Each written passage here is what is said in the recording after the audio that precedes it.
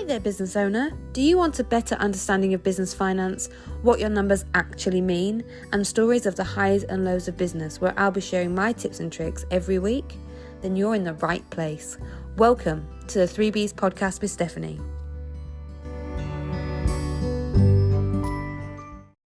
Hello and welcome back to the 3Bs podcast. I hope you are all well.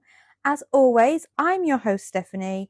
And this week's episode is all about payroll year end. Now, March is the last month of the tax year for many businesses, but for those who run a PAYE payroll scheme and have employees, this is their last period.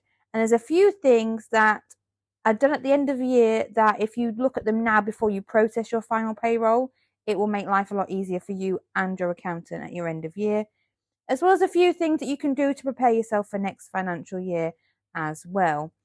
So I hope you find this episode useful. If you do, please like and subscribe, rate and review wherever you're listening to this podcast. It really is helping push it out to more business owners. And the whole purpose of this is so that we can build better businesses and make more informed decisions. So thank you in advance for taking those 2 seconds to click those 5 stars, hopefully, and give us a review. I'd be super grateful. On with the episode.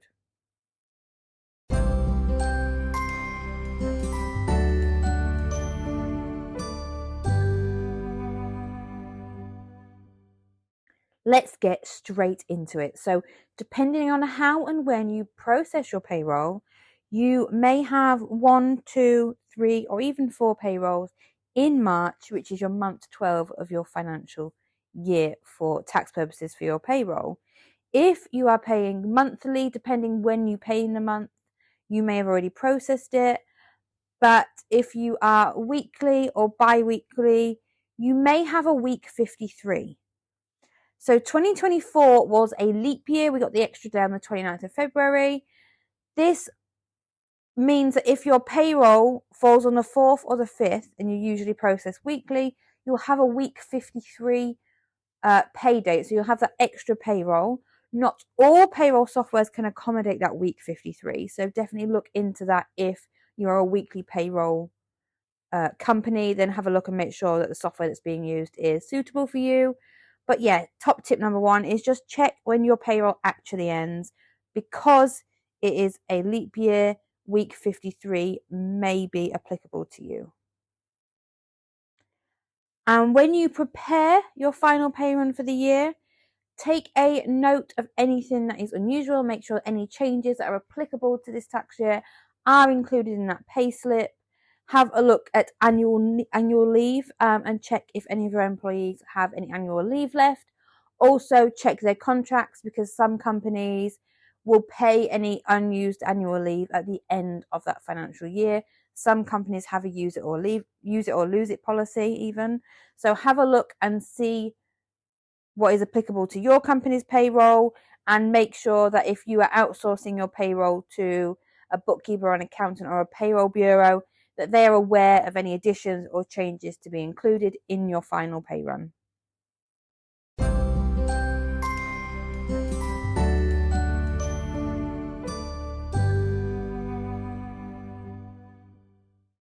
Then, depending whether you submit the payroll yourself or you get your accountant, bookkeeper, or payroll bureau to do it for you, the RTIs need to be sent to HMRC, all RTIs, which is real-time information, which is a report that is sent each month or each pay period. Every time a pay run is completed, an RTI is sent to the HMRC to inform them of all the information enclosed in the payroll. Once that is completed, if you do submit the payroll yourself, you will need to submit an employer payment summary, or an EPS. If you use a software such as BrightPay, you can find that within the RTI tab. For tax month 12, create a new EPS and ensure that the final submission indicator checkbox has been ticked. And that tells the HMRC that this is your final pay run of the tax year, and they're not to expect anything further. This is important because if you are a director of a limited company, or you have director or directors on your payroll, their national insurance is calculated annually as opposed to per pay period. like employees who are not directors. So what you will often notice is directors will not have any national insurance deductions in months 1 to months 11, and then in that final pay period there will be some national insurance to pay, because it is calculated annually as an overall figure rather than per pay period. Once everything is submitted to the HMRC, next you will need to issue the P60 forms to all of your employees that are on the payroll. If any of your employees have left throughout the tax year, they get a P45 when they leave, so they won't need a P60. The P60s are for employees and directors who are still employed by the company at the end of the financial year after the last pay period has been submitted. It is a legal requirement, and it's worth noting that legally you have to supply your employee with a P60 no later than the 31st of May each year. So for this year, they need to be given to the employees no later than 31st of May 2024. At ABCS UK, we use the BrightPay software, so we have employee portals. Their employees can securely log in and download their pay slips. They can view their contracts. They can request annual leave. And we also put their P60s in there for them, and they get an email notification to tell them that it's ready. You can also create all your P60s and schedule them to be made available in the portals at a specific time or date. So it can give you time to get all your final payrolls and done and out of the way, and then schedule your P60s to be given to them after the tax year is finished. So for example, on the 6th of April 2024, when the new tax year starts. We get it. Mistakes often happen. Things can go wrong. Errors can be made. So it's worth noting that if you do discover any errors in your 2023-2024 payroll tax year, after you've made your final submission and ticked that final submission indicator, you can submit an additional FPS or full payment submission to the HMRC after you've made the amendments. But remember that if you are submitting an additional FPS, you've made any changes to the payroll and you've had to make a correction, that you need to resubmit your EPS or employer payment summary to make sure that the information is pulled through correctly to the HMRC system. As the information we send on these RTIs, real-time information reports, dictates our employees' tax codes for future tax years and future tax months. So we need to make sure it's correct, and they've got everything, the HMRC have got everything to make a correct tax code calculation for the 2024-2025 tax year and beyond.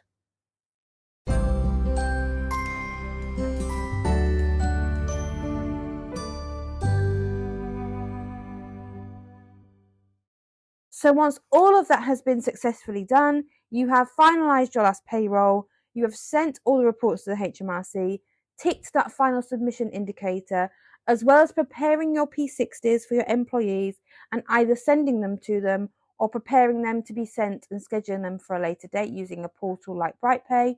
It's time to make a start on the 2024-2025 tax year. If you are a weekly payroll, so if you run a payroll on a weekly basis and you pay your employees weekly, it doesn't leave a lot of time to switch from the 23-24 to the 24-25. So now is a great time to start preparing and getting ahead and making sure you're aware of all the changes that were announced. If you haven't listened to the Spring Budget 2024 or listened to my podcast episode a couple of weeks ago, I detailed the changes that were relevant to small businesses as well as other key points from the Spring Budget, the main one being that Class 1 national insurance was being reduced by a further 2%. But it's also worth noting that national minimum wage and national living wage also increases from April 2024. Now, what a lot of my clients get wrong every single year, and I'm not going to gatekeep it and I'm going to share it with you guys now, is that you don't need to start paying the new rate until the first pay period after the 6th of April 2024. What happens so often is when people cross pay periods or cross months, maybe they pay on the 4th, for example, they think that that 4th of April has to be paid at the new rate, when actually it can still be paid at the old date. You can also choose to start paying the new rate or more than a new rate as an employer, but the rules are they don't have to be paid the new rate until the first pay period that starts after the 6th of April 2024. The new national living wage and national minimum wage affects some businesses more than others. So particularly the hospitality industry are hugely affected by the new change, and specifically the age of your employees. Now, I'm not saying that you should hire employees purely based on their age, but for those that hire those younger workers, we get it a lot in the hospitality industry. We get it a lot with bar work and businesses that are based close to universities. They'll get a lot of university students, and this makes a real difference and has a huge impact on their business and their cash flow and their profitability.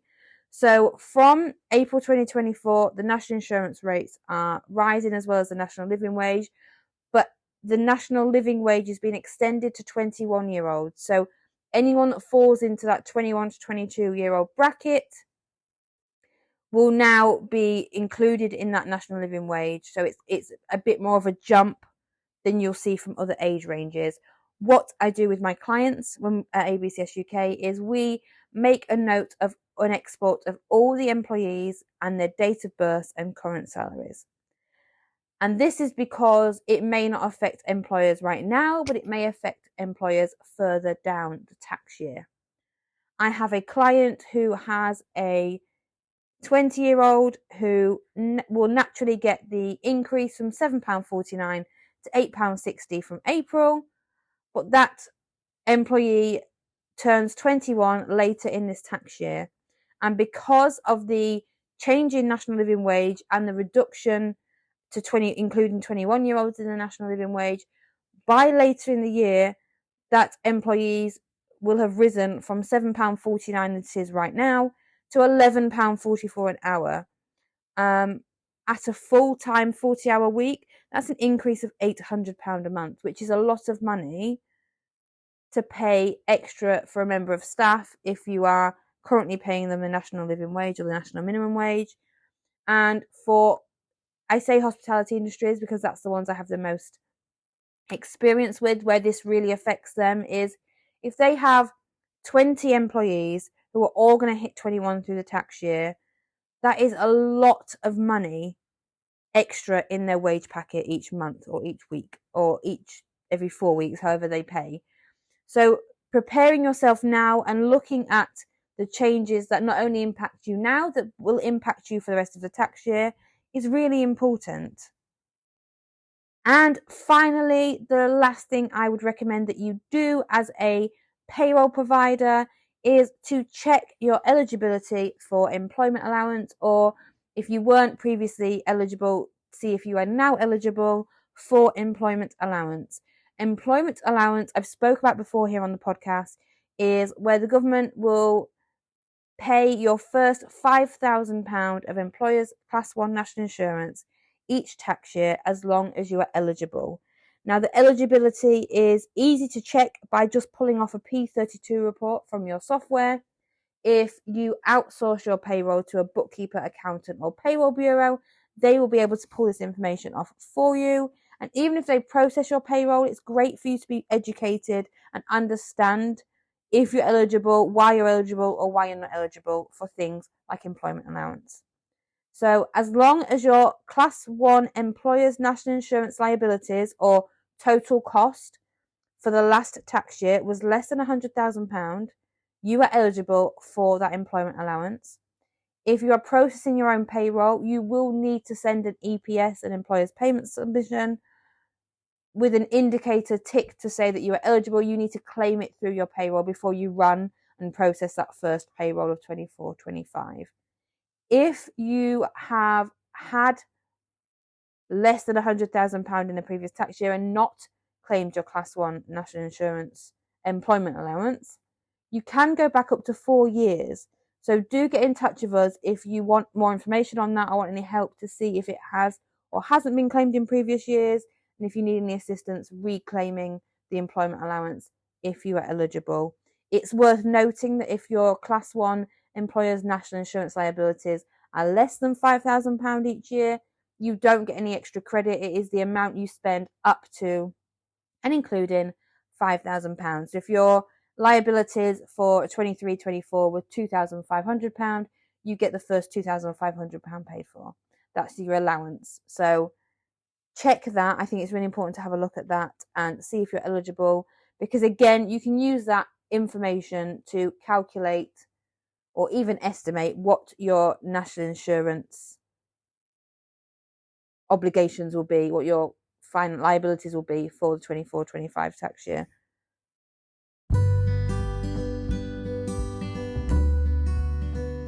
And that brings us to the end of another week of the 3Bs podcast with Stephanie. Thank you so much for listening. I'd really appreciate it if you could like, subscribe, rate and review this podcast wherever you are listening to it, so that I can reach more business owners and help them build better businesses. See you next week for the next episode.